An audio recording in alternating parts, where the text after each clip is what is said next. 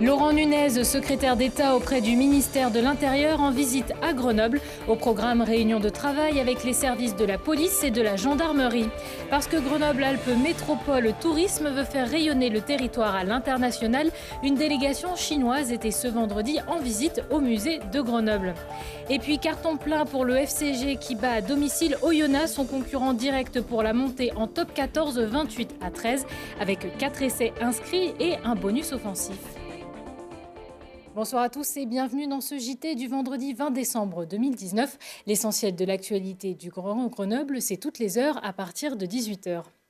Le secrétaire d'État auprès du ministre de l'Intérieur à Grenoble ce vendredi, Laurent Nunez est venu participer à une réunion de travail à la préfecture de l'Isère avec tous les services de la police et de la gendarmerie.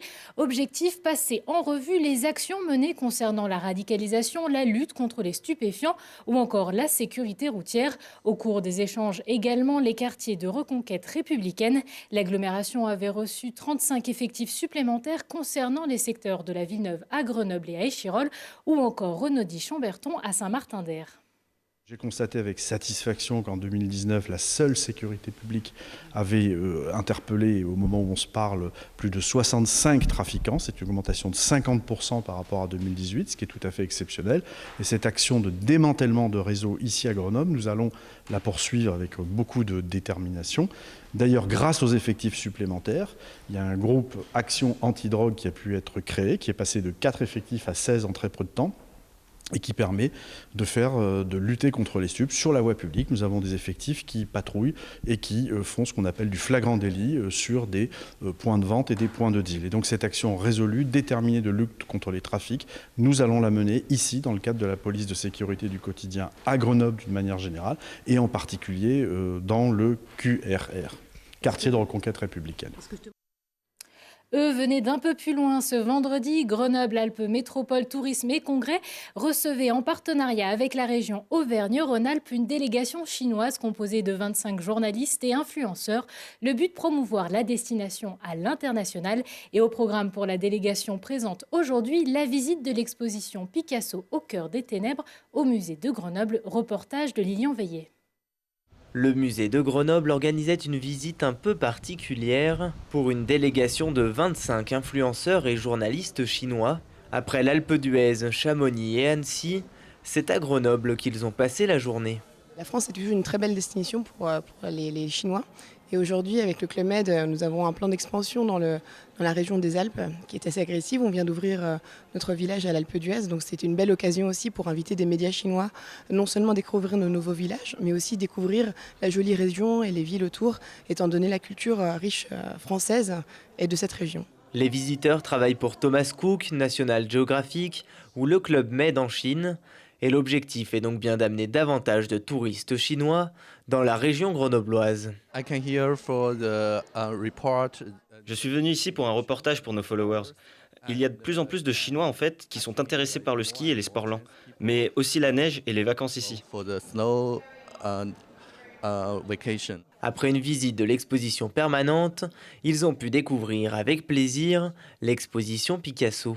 Excellente exposition, je pense que voir des œuvres comme ça, je pense que c'est vraiment une belle découverte, non seulement pour nos médias chinois, mais aussi pour nous, Français, qui revivons l'art de cette manière-là.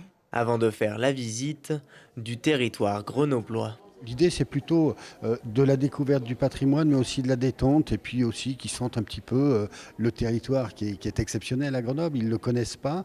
C'est la seule ville de France qui est cernée par les montagnes et par laquelle on a une vue à 360 sur on a une vue exceptionnelle. Je crois que c'est nécessaire pour eux de leur montrer qu'il y a autre chose en France que ce qu'ils ont l'habitude de voir entre Paris et la Côte d'Azur. Après un repas à la Bastille, la journée s'est terminée dans les rues de Grenoble, où ils ont pu visiter des boutiques locales, les halles et le marché de Noël. Et pour les retardataires, il ne vous reste plus que quelques jours pour voir l'exposition Picasso au cœur des ténèbres au musée de Grenoble. L'expo fermera ses portes le 5 janvier prochain. Bye bye le terminus Denis Papin en travaux depuis juillet 2018. La ligne A de tramway, entrée en fonction en 1987, va s'agrandir de 950 mètres et gagner 2 arrêts entre Échirolles et Pont-de-Clay. Les nouvelles stations appelées Edmé-Chandon et l'Étoile sont positionnées sur l'avenue Charles de Gaulle. Le nouveau terminus de Pont-de-Clay devient donc une plateforme multimodale avec des places de parking, des arceaux à vélo et une jonction entre le tram et le réseau de bus et les pistes cyclables. Cette nouvelle extension sera inaugurée samedi 21 décembre à 11h. Journée chargée pour les 124 élus de la métropole à la veille des vacances de Noël. Le programme est dense pour le dernier conseil de la métropole de l'année 2019. À l'ordre du jour, 130 délibérations, dont certaines qui devraient faire débat, comme l'approbation du plan local d'urbanisme intercommunal ou encore la convention de mise à disposition du service de la métropole au SMAG, le syndicat mixte des mobilités de l'air grenobloise, et encore bien d'autres. Lina Badreddine a rencontré les élus avant le début de cette journée marathon. Comment on fait pour se préparer? Bien d'abord, on a toutes les commissions, là où on siège, et puis après, on a les réunions de groupe, où on passe en revue les différentes délibérations. Et puis après, on vient au conseil, mais entre-temps, à la maison, j'allais dire, on a travaillé toutes les délibérations, on a pris tous les renseignements qu'il est nécessaire de prendre. La préparation, je pense que c'est de suivre les dossiers en permanence et régulièrement. Déjà, il faut bien dormir avant parce que c'est une très longue journée. Et après, en tant que vice-président, le vrai travail, c'était les mois et les semaines avant pour préparer les délibérations et pour être prêt à les présenter. Il est difficile de rester concentré pendant toute cette durée de réunion? Oui, ça je confirme, c'est pas évident. Moi, je pense que de temps en temps, il faut faire des pauses, ne serait-ce que les pauses toilettes, déjà, qui sont salutaires. Aller prendre un petit verre de temps en temps, un café ou quelque chose. Il est vrai qu'il y a des délibérations pour lesquelles on est moins concerné en tant que conseiller métropolitain. Et donc à ce moment-là, on laisse un peu voguer notre attention, mais en fait pas vraiment. On est au moins en écoute flottante et en tout cas, dans tous les cas, on se concentre. Vous avez prévu quelque chose à manger quand même? Alors, à midi, on est nourri. C'est le soir plutôt qu'il faut prévoir un petit quelque chose, mais j'ai oublié. Également au programme du Conseil métropolitain ce vendredi, le rapport sur les orientations budgétaires de 2020. Et puis en cette période de fête de fin d'année, Petits Frères des Pauvres de Grenoble recherche des bénévoles pour le 24 et 25 décembre, mois où les bénévoles de l'association offrent un cadeau à des personnes âgées isolées. En France, en 2017, les plus de 60 ans isolés des cercles familiaux et amicaux étaient 900 000 à Grenoble. En France, à Grenoble pour décembre 2019, il manque encore une trentaine de bénévoles. Si vous souhaitez candidater au bénévolat, vous pouvez joindre l'antenne de Grenoble au 04 76 96 13 56.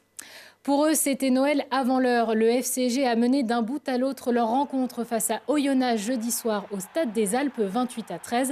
Face à leurs concurrents directs pour la montée, les Rouges et Bleus signent une très belle performance en marquant 4 essais. Et cerise sur le gâteau, ils repartent avec un bonus offensif, le 7e de la saison. Ils confirment leur statut de prétendant à la montée en top 14, mais leur entraîneur reste lucide. Je savais que l'équipe était capable de ça, parce que je commence à connaître les garçons, ça fait 2 ans et demi que je suis au club, je commence à connaître l'équipe, et je sais qu'ils étaient capables d'un match comme ça. Je sais aussi, j'ai pas tout oublié de mon expérience de joueur, même si j'ai arrêté maintenant il y a 10 ans, mais qu'il est difficile aussi d'enchaîner des grosses performances comme ça tous les week-ends. Et dans le niveau de jeu qu'on va démontrer, il faut qu'on se rapproche quand même de ce qu'on a fait ce soir.